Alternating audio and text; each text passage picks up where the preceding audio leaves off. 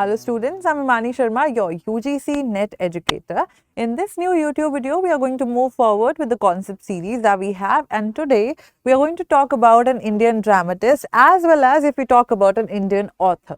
So we are just going to deal with the three plays that is associated with the writer named Gurcharan Das.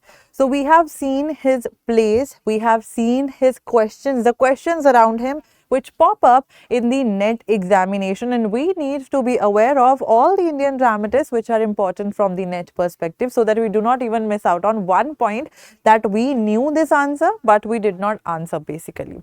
Correct? We saw it somewhere, so on and so forth. So he is a writer who is still alive. He is an author who is still alive, working, and he was born in the year 1943 in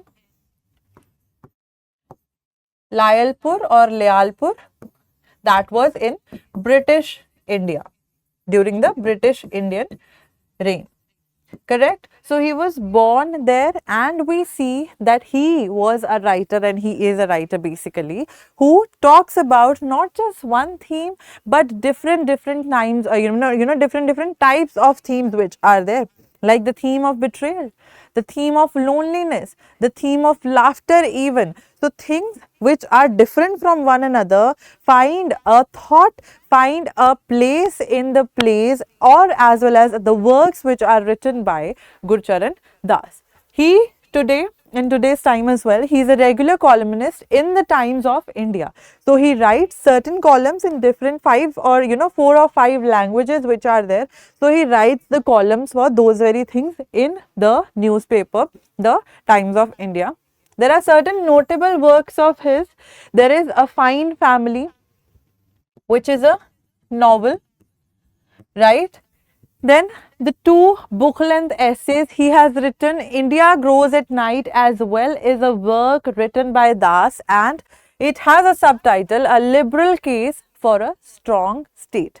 So we just need not to be aware that yes, if I am talking about this particular author in the context of Indian dramatists, I am just going to touch upon the dramas, but we also need to know that yes, this particular writer has been dealt with, if we talk about, and he also deals with different types of genres as well. He has written novels, he has written essays, he has written as well, we are talking about the plays. Then the Elephant Paradigm and an anthology. So he is not the person who is just limited to one genre, but is experiencing, right, different types of taste when dealing with different types of genres by exploring them, working with them. Then we have the trilogy. There was a trilogy which is written and published by Gurcharan Das, which is titled, the first book is The Difficulty of Being Good, which has a subtitle On the Subtle Art of Dharma, and this question has been asked, right? So we need to know in NET and SET examinations both. So this trilogy has been asked, we need to know that. Second is India Unbound, which has the subtitle From Independence to the Global Information.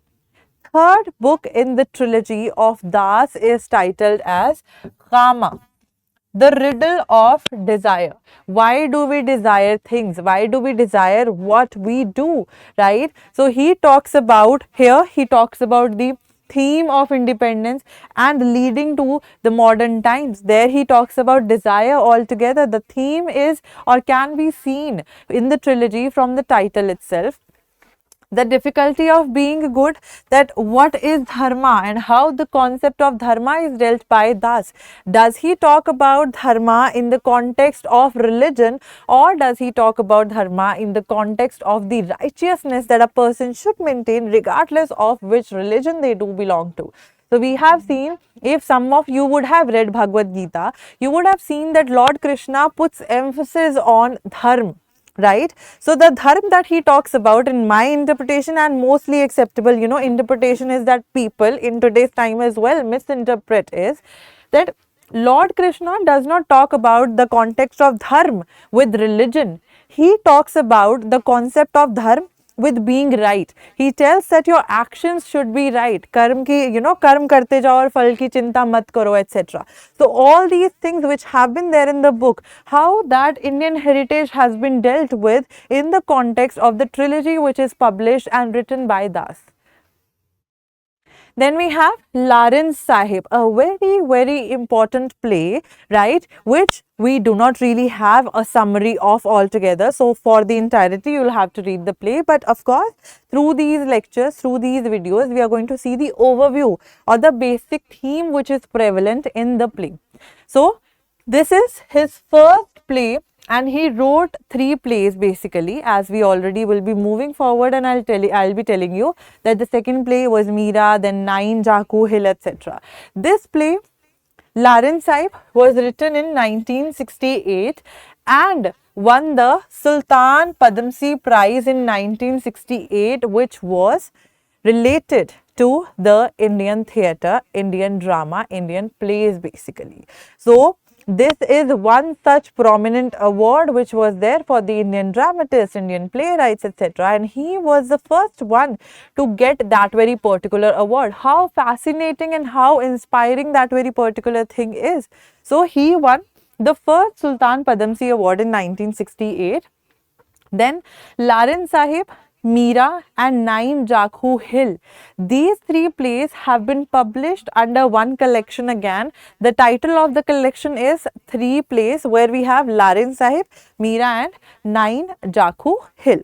Right? Das's degree of success with each play is a measure of his versatility, that he is such a versatile dramatist that he deals with different themes, different ways, and skill as a playwright using the techniques which are required while writing a play. First, we are, as we talked about, we are going to talk about a play titled Laran Sahib.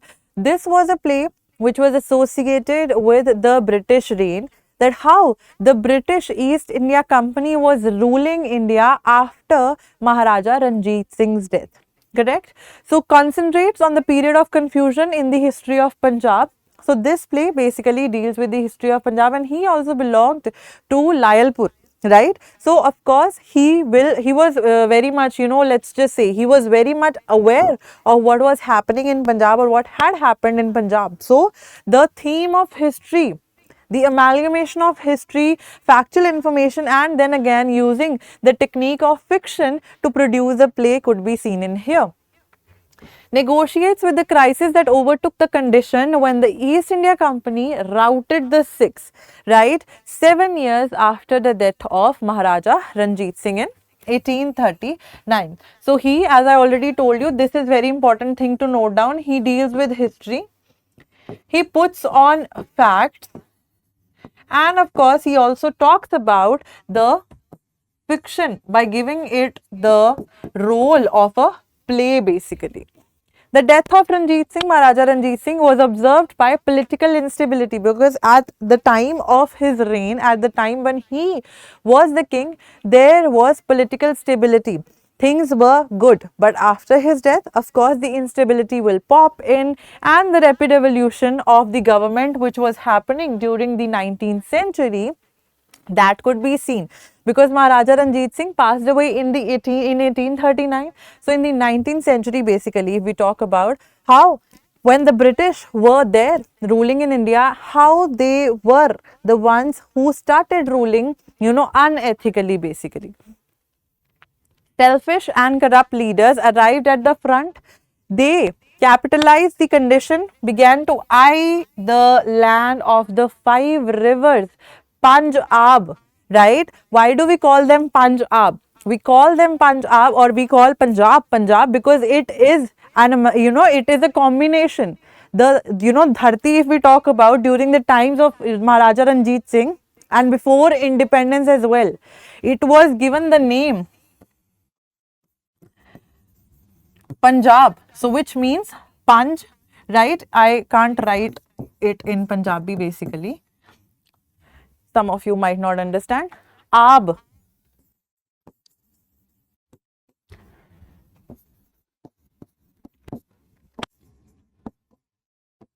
Correct? So, which is why the place was given the name Punjab, because there were 5 rivers which were flowing in there. Correct? So, how the British were eyeing the land of the 5 rivers Punjab, and how they were trying to root the Sikhs out of Punjab, and they were trying to rule ruthlessly with cruelty, with the corruption that was, there. Ranjit Singh built an empire in the northwest India, of course, after the Mughal Empire. There existed a very large empire between rivers Satluj, Himalayan mountains, etc., the ranges of Ladakh, Karakoram, Hindu Kush, and Suleiman Parvat, etc. Then we have the second play in the collection of 3 plays. It is titled as Meera, which was published in the year 1970. Correct? So, it's the second play of his. The play is minimalistic. That means it uses certain, if we talk about the performance of the play when it is staged, the props are not of that much high, or let's just say that much embellished. The props that are used in the play are really simple. They are really minimalistic in nature. Total theatre in the true sense of the word, as full of surprises and variety. So, dance is there. We see singing in here, right? Drama, of course, because it is a drama. Bringing the esoteric quality of a saint's life to the reality of a stage. Who are we talking about in here? We are talking about none other than Meera as the title. The title of the play also suggests. So, Meera allows for the transformation of the religion into theatre. That how the Bhakti movement which was there during that very time when Kabir ji was there, when Guru Nanak Dev ji, etc., they were there. Correct? How during that very Bhakti movement, Meera also was there, and how we are trying to portray the religion and bring the religion into theatre by staging it, and also keeping the stance of them being minimalistic. The action of the play takes place in the early 16th century Mewar. So, of course, we all know that she was a princess. Correct? Princely state in the northwestern India, and the action is replete with songs and dances. We see when the play is staged, very numerous songs, numerous ways to dance, etc. can be seen in here when this play is performed. Meera, as a Bhakti saint, is connected with the liberal period of Indian history, wherein the values such as compassion, love, freedom of the human soul and tolerance was advocated by different saints. We see Kabir, we see Bhakt Namdev, we see Guru Nanak Dev Ji. Correct? How they championed the cause of the Bhakti movement, and how they saw that the human soul in its freedom from any kind of religious bigotry, that I cannot really talk about the differentiation or the discrimination that one religion has from the other. So, they were removing those very barriers, they were removing those very obstacles, right? Even if we talk about Baba Guru Nanak Dev Ji, we see Guru Nanak Dev Ji also has a story where he was lying down, and he was, lying down and keeping his, feet up near, forward in front of a mosque. So, a person comes to him and tells him that you are, facing this very thing towards the mosque, and that is why. And that is when he said that the Paramatma, the God is, everywhere.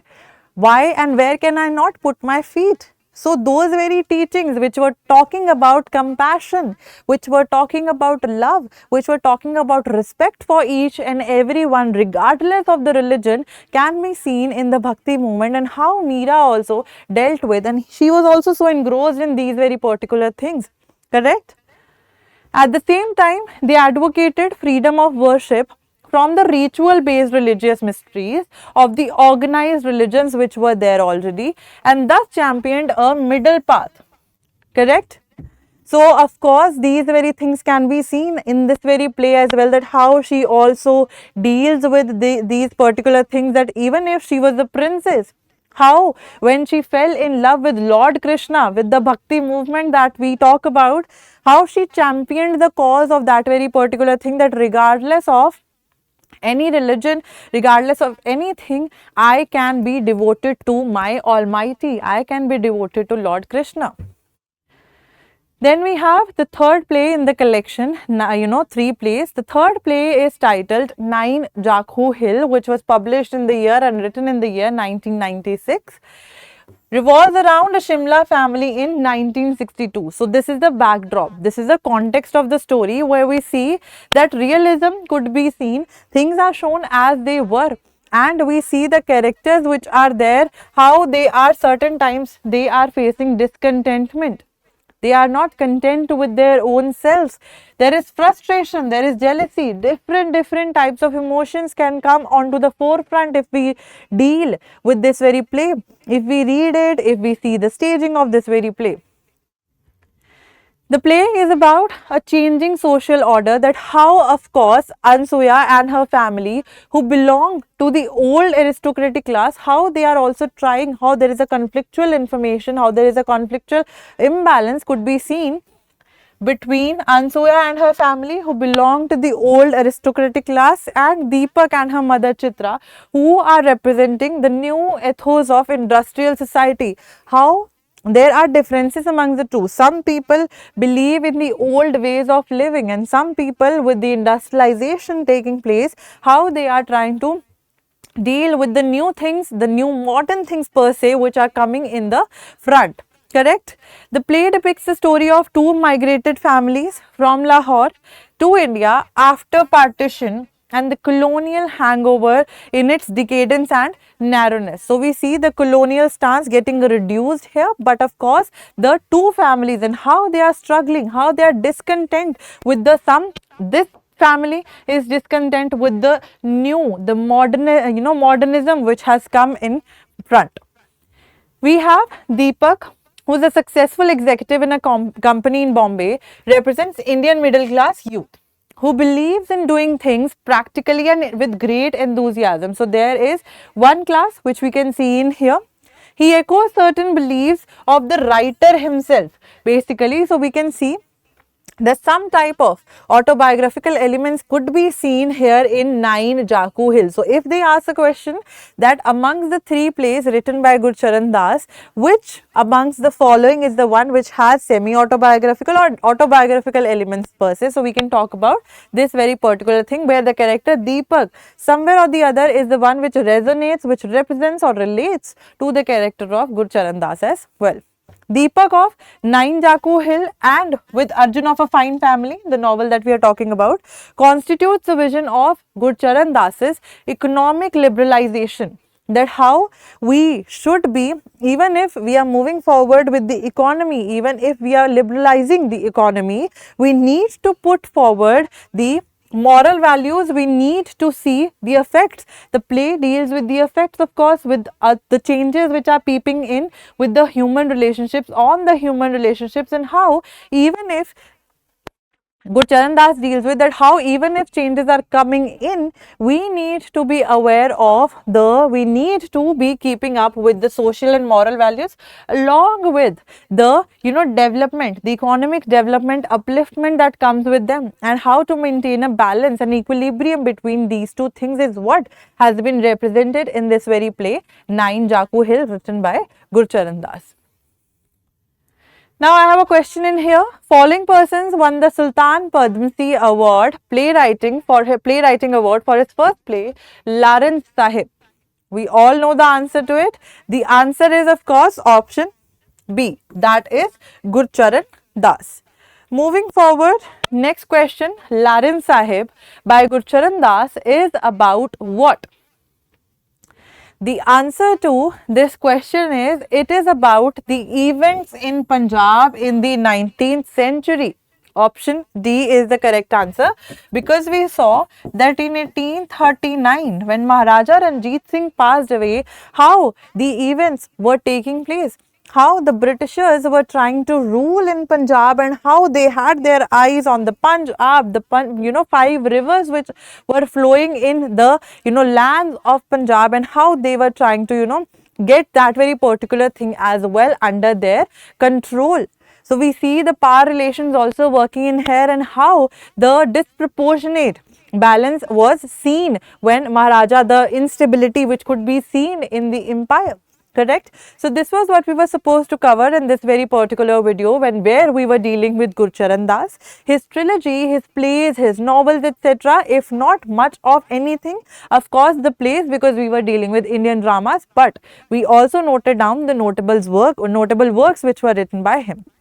I'll be bringing forward certain other writers, certain dramatists. Till then, you all keep on smiling, keep on studying. Thank you so much and have a good day.